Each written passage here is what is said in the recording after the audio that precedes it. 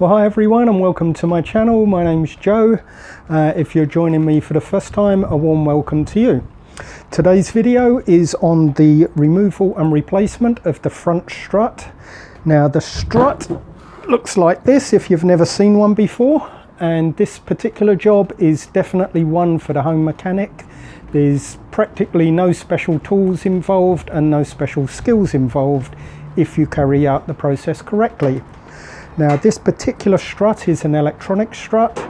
They also come in a basic version without the electronics, but the process for removal and replacement is exactly the same for both models, apart from an electrical wire that plugs into the top. It's also the same for all models of car, turbo, non-turbo, the Dodge Stealth, electronic, non-electronic, left or right hand drive. They're all exactly the same. So before we get started, as usual, we'll have a quick look at the tools you're going to be needing. Nothing too major for this job. A pair of side cutters. It doesn't have to be side cutters, it's just a tool that helps us to remove some of the split pins. You may have another tool that you want to use instead. You're going to need a 1/2" drive wrench. A short extension bar might come in handy, and on the end you're going to need one 17mm socket, and you'll also need a 14mm socket. You're also going to need a 3/8 drive. Again, a short extension may come in handy but not essential, and you're going to need a 12mm bit on the end. Then you're going to need a 17mm spanner. It doesn't need to be goosenecked. This is the only one I've got today because my kids have borrowed half my tools and now I can't find them. So any 17mm spanner will help you. Then the only tool that you might consider to be specialised is a Pitman arm puller. Now I do know that there are other ways of separating the ball joints. Most of them involve big old crowbars or hammers. Me personally, I've used those in the past. I don't like to use them anymore. In the past, these tools were very specialised and cost an absolute fortune. Now you can pop along to your local AutoZone or Halfords, or even Walmart I think sells these now.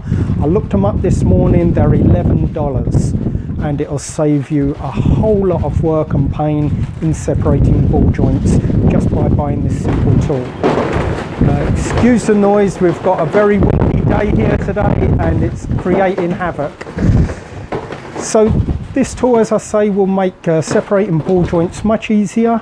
If you look at the big picture, if you take this job along to your local garage, it's going to cost you an obscene amount of money to have this job done. So for the sake of it, investing $11 in buying a special tool, you're going to save a lot of money. Then you're also going to need some sort of white marker, either a white marker pen, or if you've got it, just a bottle of Tipp-Ex will do the job. And finally, if you want to save yourself a lot of work, before you start this job, the day beforehand, take your wheel off and spray all the nuts and bolts and everything else that you're going to need to undo.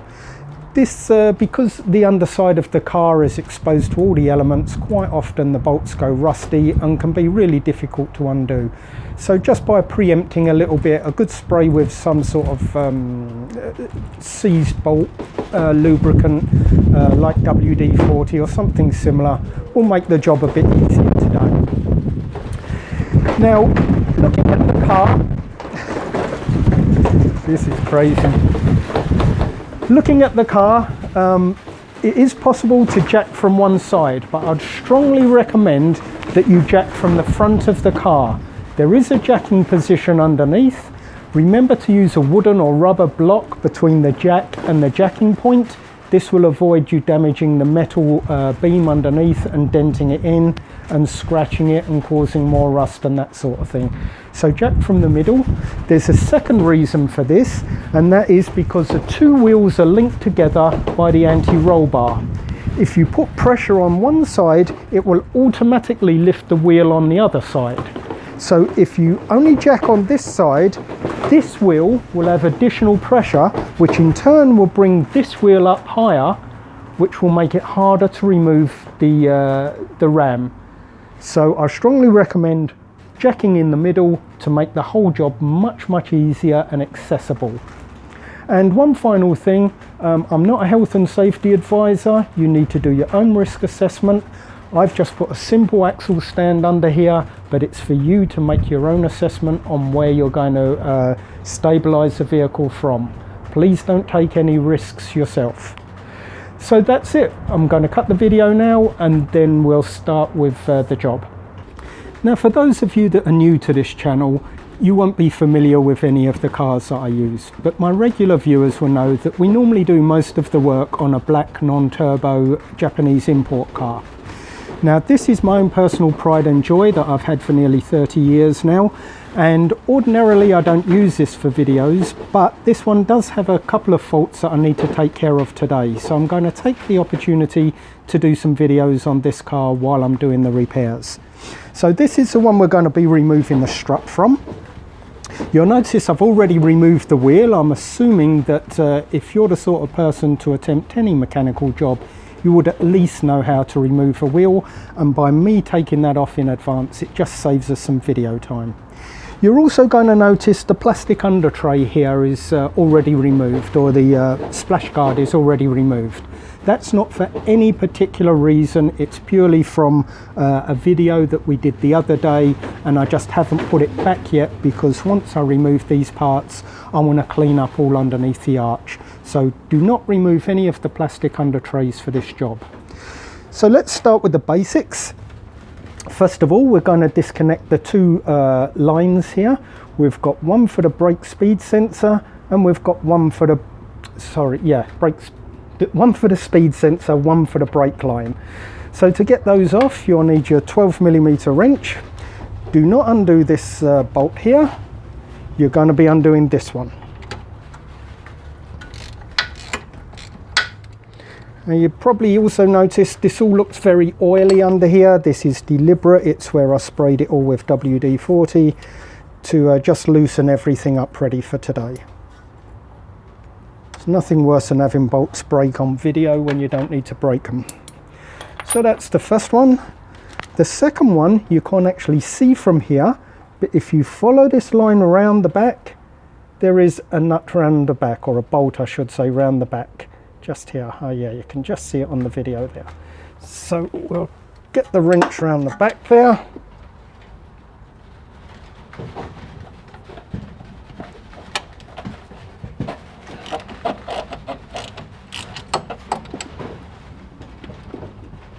What's with all the grease around the...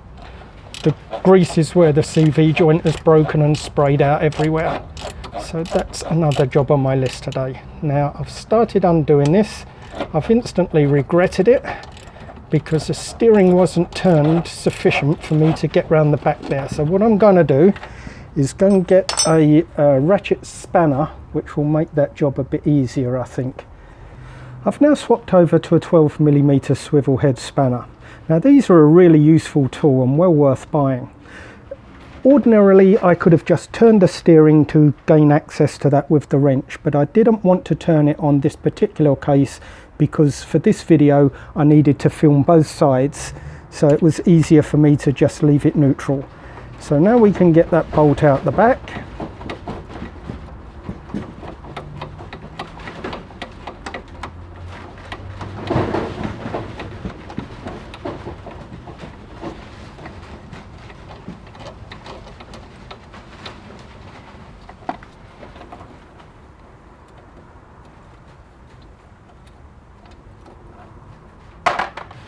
Okay, so now that's separated. The strut now is completely free apart from the bolts at the bottom and the bolts at the top.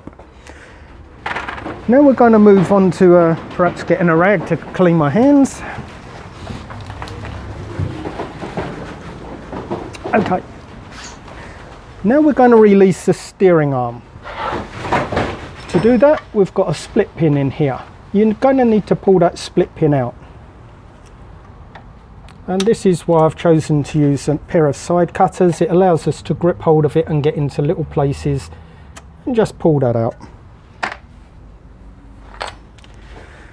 Now you need your 14mm wrench.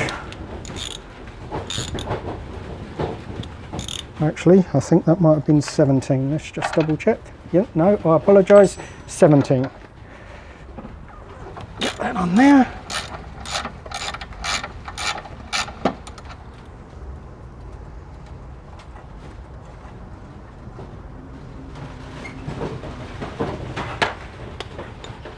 Now before I do these videos, I always watch a few others online to see what other things people offer as advice to people.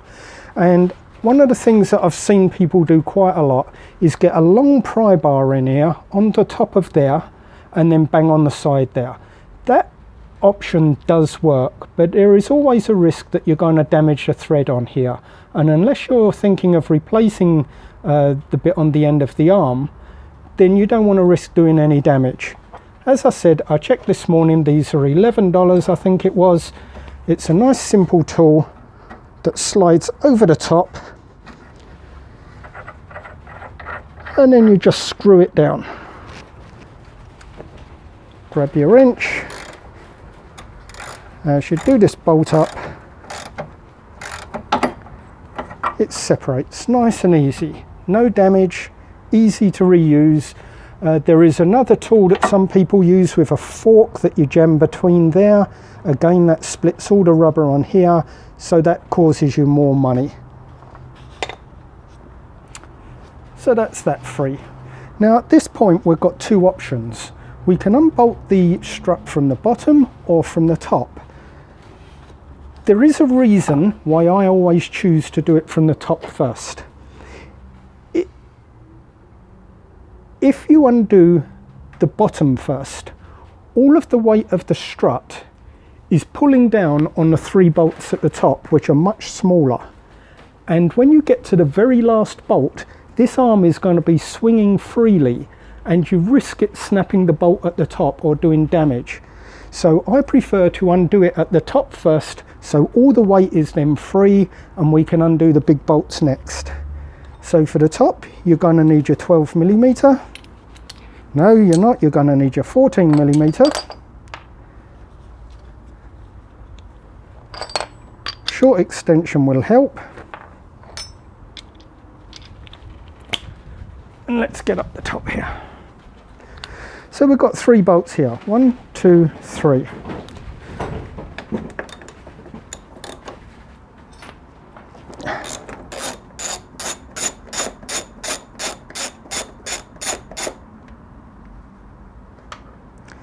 Now on the basic version that doesn't have the electronic struts, you don't have this rubber cover, but you still have the 3 bolts.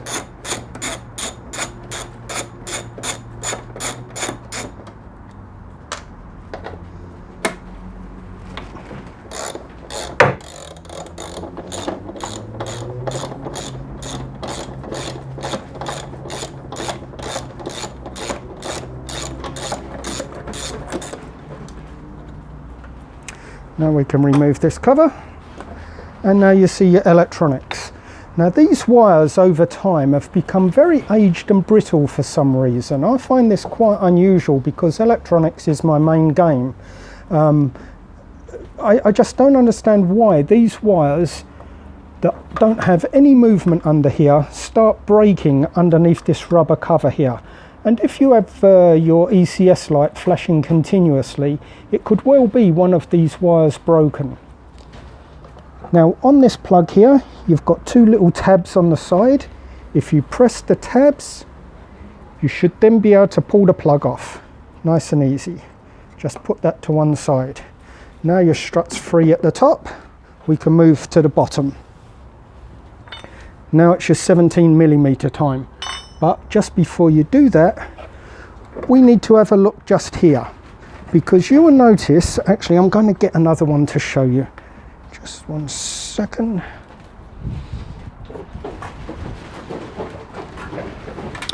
You have a bolt the same as this going through here.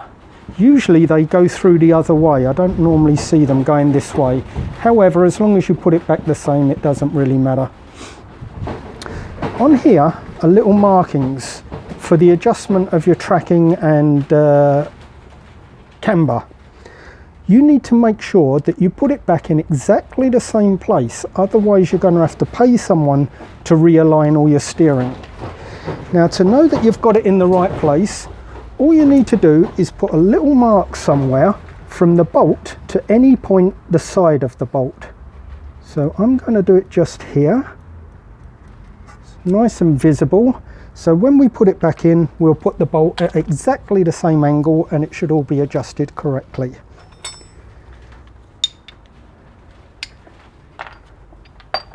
So it's 17mm wrench and a 17mm spanner.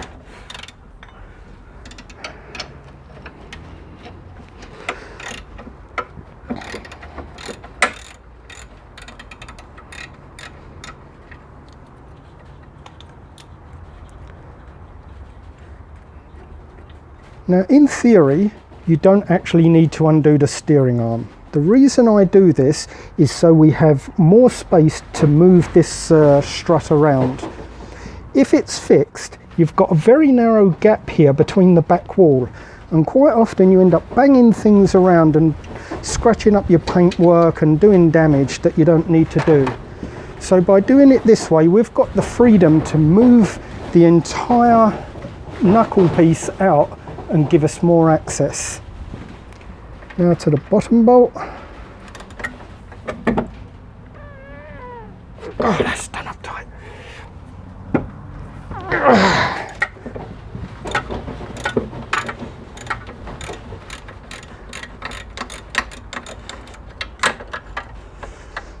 There's going to be a lot of clearing up after this.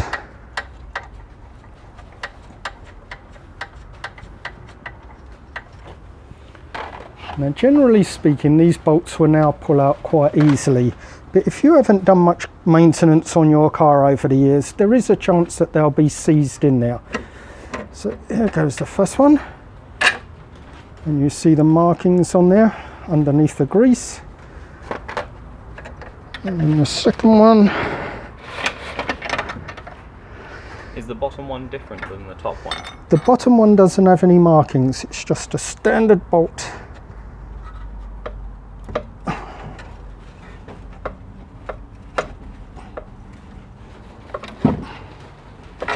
There we go. Now you see how this has all now come away, so there's plenty of access for us to lift this out round the back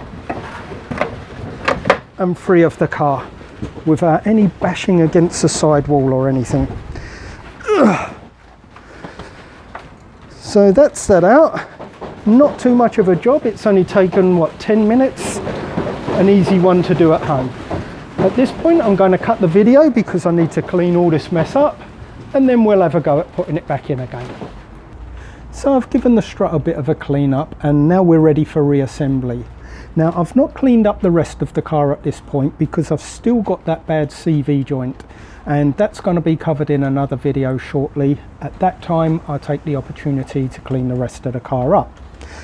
So for now we'll put this strut back on. It's not quite the reverse of before. You could do it the exact reverse, but for the same reason, if you recall when we took it apart, I said I'm undoing the top bolts first so we don't have all the weight pulling down on them. Now we don't have all the weight attached to the other end, I'm going to do the top bolts up first so they don't have too much on there. So we're going to slide this in. Remember to get your hoses around the right way, so this one will come to one side, this one will go to the other. We'll slide the strut between the two, bring the top round and then up through the hole.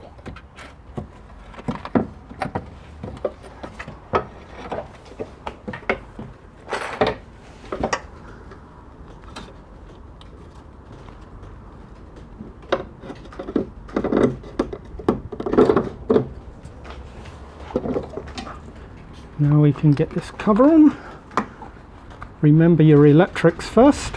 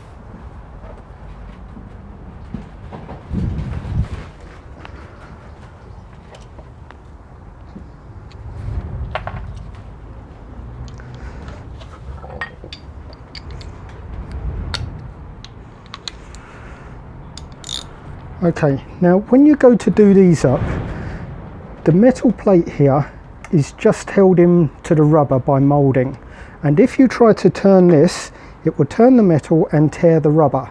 So you need to try and hold it the best you can while you're doing up the nut.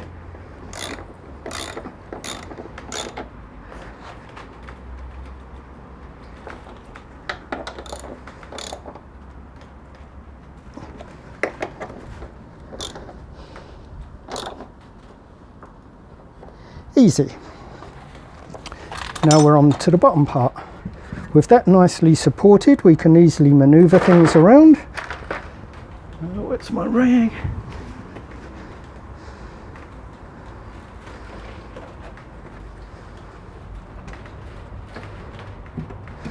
You know, I'm going to do this slightly differently. Do you remember I had trouble getting to that bolt at the back?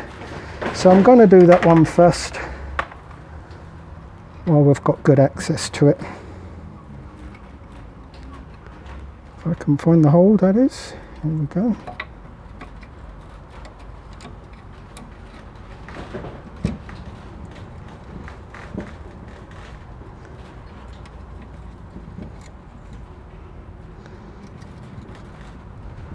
Oh, it's there somewhere.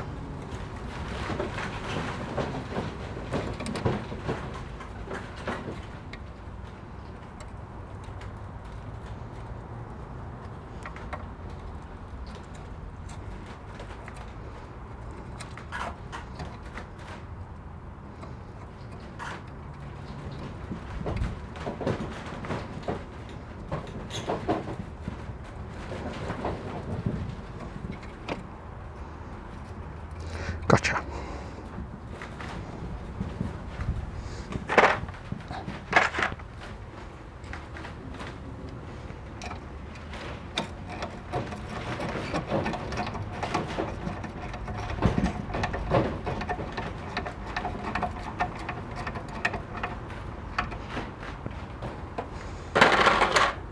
Okay, now we can start to align these parts.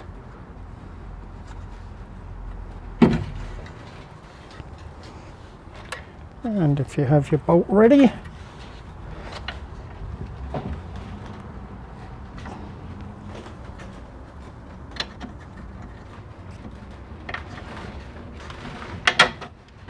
this one, and then the top one.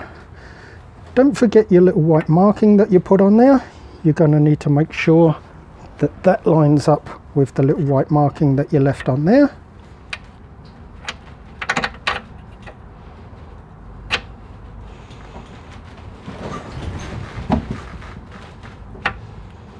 Like so.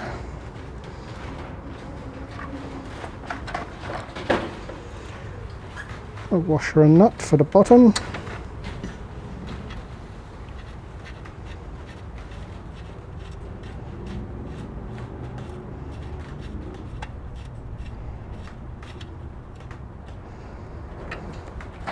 And a washer and nut for the top.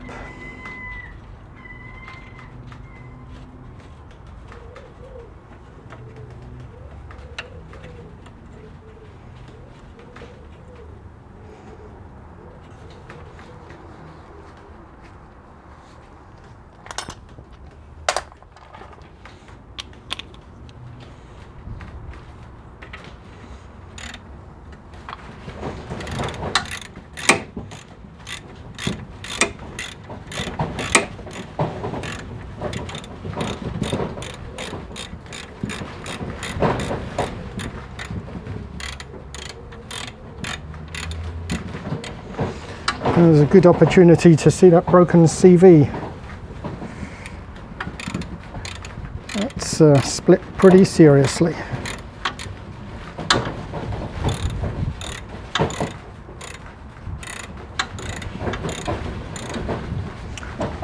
Okay, one final check that the white markings are all lined up.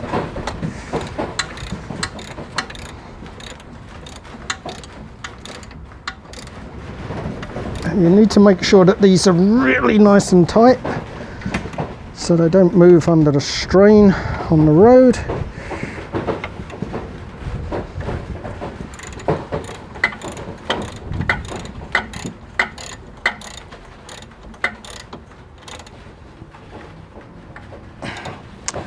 that's that. Now we can get this sensor on.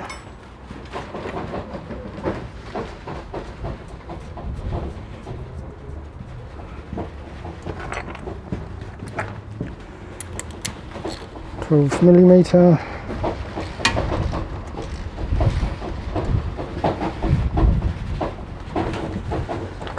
And finally the steering arm.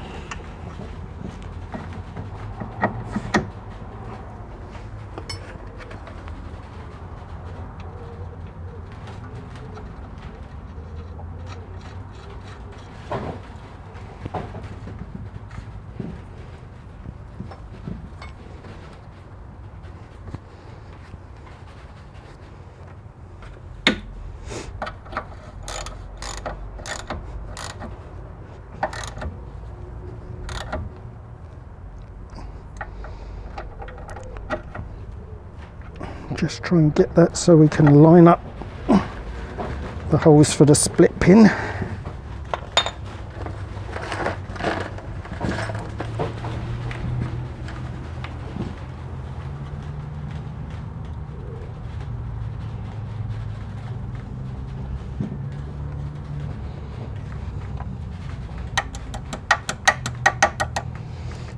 Open that up.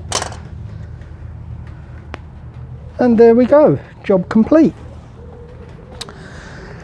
So that's the strut replacement, a nice quick easy job. I think it was 10 minutes to take it out and about the same to put it back in.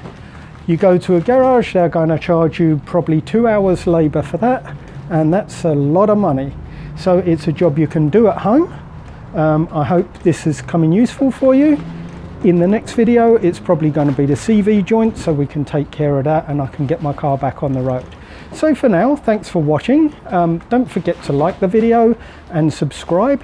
If you'd like a video done for anything on your car, all you need to do is go onto my forum, and there's a section on there called request a video. So you can request any video you like, and if I can, I'll do that for you.